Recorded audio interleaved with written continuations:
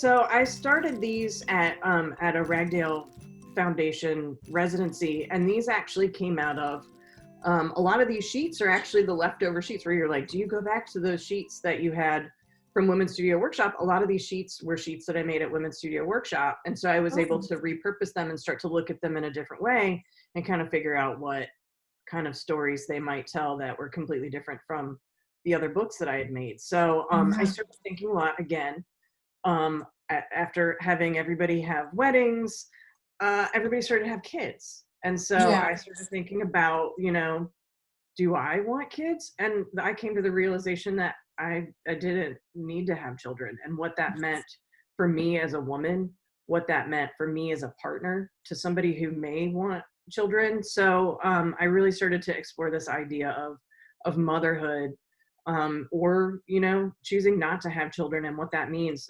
So these are a couple more pieces. Again, handmade paper. I typically use chalk pastel when I'm drawing on handmade paper, and then they are stitched together with a fairly typical embroidery stitch, used in quilting. I also am fascinated by crazy quilts where women would practice their stitching. So these are pretty traditional stitches that I just kind of pulled from crazy quilt styles. I absolutely consider these pages maybe parts of a book, even though they don't necessarily, even though they're not held together. They're held together in a space. They're not held together as a thing. And then these are the last two pieces that are part of that series. These are maternity corsets. So again, I was doing a lot of research into early medical history on maternity, and women were still wearing corsets in the early 20th century. And in a lot of cases, it would harm the baby. And so you're constricting yourself. And so babies were born prematurely. They were born, with deformities. And so it was just really fascinating to me that these were still being sort of marketed, utilized. I did a lot of research, actually.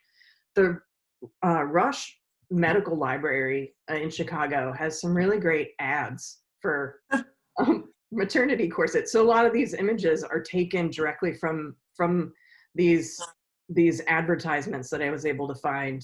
And then there's tied with, this is shifu, so taking abaca and rolling it so that you actually get like a thread material, a really thick paper thread with it to sew through the paper.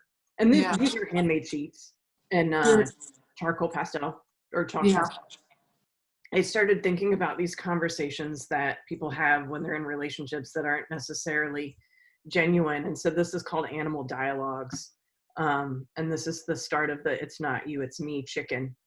And so I was drawing taxidermied animals. So this is a friend's taxidermied chicken. I've got a pufferfish, I've got an alligator head. And that was another series where I was playing around with sewn paper, sewn images, and very similar in style, but just a completely different idea than Nillibera, which was the previous body of work. So then, of course, we get to Workspace. So this, I founded Workspace in 2012. Basically, I found a storefront, a live work storefront on Chicago Avenue in sort of the West Ukrainian Village neighborhood, and was like, oh my gosh, this is great. I'm going to start a gallery, and I'm going to start a community workshop space. So that's what I did. So this was from an exhibition titled Thinking Outside the Book. And this was a show that I curated. So on the left-hand side, these are Melissa J. Craig's fabulous mushrooms, part of the exhibition. And then below it, these are concrete books made by artist Janir Kibria. And they're just amazing. So I just really like that combination. And then on the right-hand side, I think this one is made by Carrie Cushman. I'm not really sure. Yeah, I think so too, because it's the denim paper. She kept making handmade denim paper. And it's printed it's letterpress printed, but I'm not sure what the imagery comes from. And so that was one of the early exhibitions from, I want to say 2012. These are two more books from it. This was John, I think, and this stretched on. It was this really huge book that was really cool. this flag book structure. Yeah. And then, so I had a table out so people could actually kind of see these pieces on display. And then on the right-hand side, these are cards. These crack me up. This is by Karen Utzi. And she's taken Victorian ladies and gentlemen images and then combined them with personal ads. Yeah, personal ads, internet dating sites that are no longer in existence, lavalife.com and nerve.com. But oh my gosh, like I love them so much. This is what we typically call a collision book, where you're colliding text and image from two different sources. And in a lot of times when folks are teaching artist books, this is a really great way to generate ideas and to even start to explore making an artist book if they don't, you know, if you're having a hard time creating your own content and kind of coming up with stuff, making collision book is a really great idea, where you can take text from one source and image from another source and slide yeah, and the juxtaposition makes the story happen. Yeah, I just love this set of cards. They're so great. And then we had many folks in teaching workshops. This is Sean Sheehy teaching miniature pop-ups in the space. So these like teeny tiny little pop-up books, which was super great. Oh, and in the background, I think that's Ken Gurley's work. Oh, yeah, it is. Oh. And they light up. They weren't at the time, but yes, those little boxes were lit up. And then this was the last show that was in the space. This was a show titled Super Heroines, and I got a lot of curatorial help from artist Marnie Galloway. She really was super helpful in recommending and connecting me with a lot of female comic artists. So this was a really fabulous way to kind of end my 4-year run in the space and showcase the work of some really great female comic artists. It just got to a point where it was too expensive for me to continue to do by myself, and I didn't have a collective. I didn't have a collective of people who were helping me pay rent. It was just me. It just was really hard to run and maintain, and I was relying on student intern help, which was fantastic because, you know, my students were amazing because I was still teaching at this time. So I was teaching full time, I was teaching graphic design and still running this gallery for the 4 years that I was in there. So it was a labor of love. I lost money on it. I don't think I ever broke even on it. Yeah, of course. It was a really great way for me to myself connect with artists, but also connect artists with the rest of the community. So I left Chicago because actually a really good friend of mine from undergrad at VCU emailed me and said, your dream job is here at University of Richmond. So she works at University of Richmond too. And she was just like, I just saw this job posted and they were looking for, at the time it was called Book Arts Coordinator or something like that. And the studio is literally in the attic of the library. And so I do project-based instruction with classes, and it's usually anywhere between 4 and 8 classes that I might work with over the course of a semester. When I came on board, we only had the large platen press that you saw in the previous image, and slowly Tanya Softitch long-term loaned us her proof press. We've got a lovely board shear from Shameen. We've got this tiny little Excelsior press that needs some TLC that I'm working on replacing some parts on. And then I was able to buy us our Vandercook last year from a donation from our Friends of the Library group. I guess I do a lot of really non-traditional bookmaking work with students. So I really cast a broad net when I talk about what book art is. So this is a cut paper project with a museum studies class, and they were working on an exhibition about food and identity and like people's connection to food, which I thought was really cool. So they had community members come in. So they had a bunch of folks who had worked on a previous exhibition about growing up in Civil Rights Richmond, and they came back and started to make their food memories happen. So we were sitting down with students, and so students and community members were doing these cut paper place settings of like their favorite meal, which I thought was really cool. And then everybody told stories about like what it was and why it was their favorite meal. And then we were able to put them up in the gallery.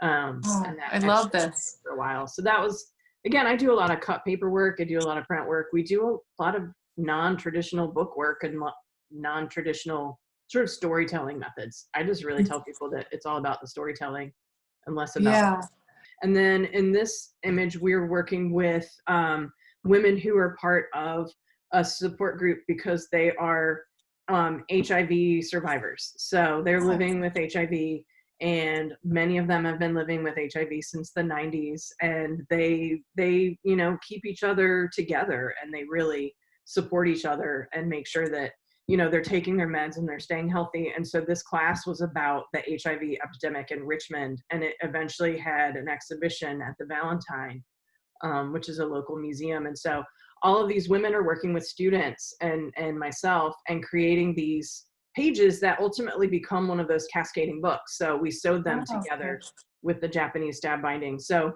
it ends up being like a weird combination of, sometimes faculty will come to me, sometimes I will poke faculty and say, hey, your class looks really cool, and I can see how a book arts project could translate really well as part of that. It's also working with, say, a middle school. So this is actually a local middle school, and the art teacher wanted them to be able to do a tunnel book unit. And so they came into the studio, they already had their panels mostly made, and then we worked to assemble them in the studio, which was really fantastic. It was so exciting to see their books come together. So, you know, I host folks from the community in the class as well. And then, oh, I guess I left that picture out. They also got to print on the press, which was really cool for them because they hadn't done that before. Yeah, I love these. And so then this is also part of an exhibition. I do a lot of work with folks who are mounting exhibitions. So we have a lot of collaborative pieces, and these were books that were part of a project called Who Was Downtown, where people from all over Richmond really talked about their connection to the downtown area. And so there were college students, there were retirees who lived close by in Jackson Ward, there were, you know, folks who work in a lot of the buildings, the office buildings downtown, and they came together through a series of workshops, and they filled these books with sort of who they are as people and how they're connected to downtown. And I don't know, I think we made like 70 or 80 of these books. Oh, wow. I printed all of these, and I have a really amazing studio manager that works with me. And so we assembled all of these books for everybody, and then they were displayed as part of the exhibition. So That's cool. it's a different project every day. Like it's really, it's which really is fun. That's so much fun. And working with all the different ages is so much fun. Oh, the different stories. From 7-year-old to 70-something-year-old. So I mean, even though I am teaching at a university, we still have a lot of community outreach as part of the work that we do on campus. The classes themselves also are really steeped in community work. So now we get to current times, where I spent probably, you know, all of fall teaching outside in tents. So we actually set up, they did a really amazing job of socially distancing both the indoor classrooms as well as outdoor spaces. The studio was closed for student use because I don't have enough space to distance, say, more than 4 people in there. So I was like, how can we take book arts to the campus in these outdoor spaces? And so we were able to have students come, and they were printing on tote bags. And so I got polymer plates made, and we just set them up and had everybody hand print them. So normally you would print a polymer plate on a press, like the ones I showed you previously, but I was like, whoa, we're just gonna hand print them. And the students had a great time, you know, they learned. It was super fun. So that was like our first tent experience. And then I just started having like multiple tent experiences where I was like, okay, let's print. These were postcards that were going to senior citizens locally. So students, we did leaf mono printing. And then the last thing that we did before it got really kind of too cold to print in tents, we did a Halloween mask printing event. So my studio assistant carved these really fabulous blocks. You can't really see very well, but like over in the back, there's a bat mask. We have the sugar skull, and then we also had a pumpkin, so jack-o'-lantern. And then it was a drop-in event, so anybody on campus just dropped in. We laser cut the mask shapes, and then they just went ahead and rolled them up. And then we were using these really amazing presses. Shout out to Steve Garst and his wife Liz for making the provisional press. We have 6 of them, and we were able to use them for this mass printing event. So basically I can take letterpress on the road, I can make it portable, and I can take it outside. Yeah, I love that. Yeah. Yeah, so that was really fantastic. And that was really kind of the last event that we had before students went home for Thanksgiving. And then also I've been doing just like a lot of remote teaching using a ring light and my phone. Yeah. Yeah, so a lot of, being able to show artist books from our collection, being able to, I did an artist book making workshop with students using the remote option, which was really fun to have stuff at home too. Yeah, I love that. And now part of your job also, you are now building the collection at the university, and the artist book collection, I should say. So when I came on board, that was also part of my job. There were 4 artist books in the collection, and they were all made by 2 different artists, and they had been donated to the collection. So there was no, oh, let's look at books that support instruction. It was just like, oh, we have these 4 books. Right. And that's all we've got. So I have a very tiny budget. I'm certainly not, the Joan Flash collection at School of Art Institute when it comes to purchasing books, but I do have enough of a budget to be able to purchase. And I've grown the collection from 4 books to like 60 books. Oh, yay. So, we've gotten pretty far. Let's see if, so these are some that I've been able to purchase over the last few years. I mean, I was still purchasing, you can tell this is inside my house. This is Colette Fu. So we're, I'm able to add books to the collection. And what I look at is I'm really looking at what books support instruction. We're a teaching collection. So these books are not meant to just sit on a shelf and not be utilized. I use these books with students. So I'm looking at different structures. I'm looking at how I can work with, say, the music department, with Sarah Bouchard's Weather Box. I'm also looking at, we have, an environmental studies and geography programs where they're looking at GIS data, so they're mapping. And so this is actually really cool because this weather box takes weather data from Central Park and basically turns it into a music score. So you can actually hear precipitation, you can hear temperature, you can hear wind speed. So it's really cool to think about taking that data and actually turning it into something like that. We have a Julie Chen, which is great, to be able to show students really, inventive book structures. And then this is a more recent one. This is, look at my notes, Karen Baldner and Bjorn Krondorfer's Witness, which is a conversation really kind of talking about the Holocaust to German and German American folks, kind of having a back and forth about the Holocaust and German heritage and what that means. So these are just a few of the many books that I've added to the collection, but that's been kind of a fun addition that I hadn't done previously. So I'm not a librarian, but I'm working on it. I actually started an MIS degree at Purdue University, Indianapolis this fall. So I'm working on it because I feel like those are skills that I need to build as part of this job, because I really am a book arts librarian. So I do the teaching of how to do the stuff, but I'm also really thinking about collection development too, and how it relates to research and instruction. Yeah. I love that. I love that you get to do all of these different things. It's fantastic. I'm worried about the day when they decide to like split my job into other, you know what I mean? Like, I'm worried that one day they'll be like, you know what, we really need to have someone who's just focusing on collection development. I'm like, no, I want to still do it. Yeah, so I'm like, I want to do it all. But yeah, that's what I love about it, is that I never get bored. I always have tons of things to do, and they're all different. Thank you so much for being here with us, Jen. It was a wonderful conversation, and I can't wait to see where you go with the collection and to see more of your work. It's fantastic. Me too. Also, I'm going to plug, if there are book artists out there that want to submit work for consideration, get in touch with me. Thank you so much, Jen, for being with us today. I really appreciate this conversation. Thank you, thank you, thank you. Thanks so much for having me.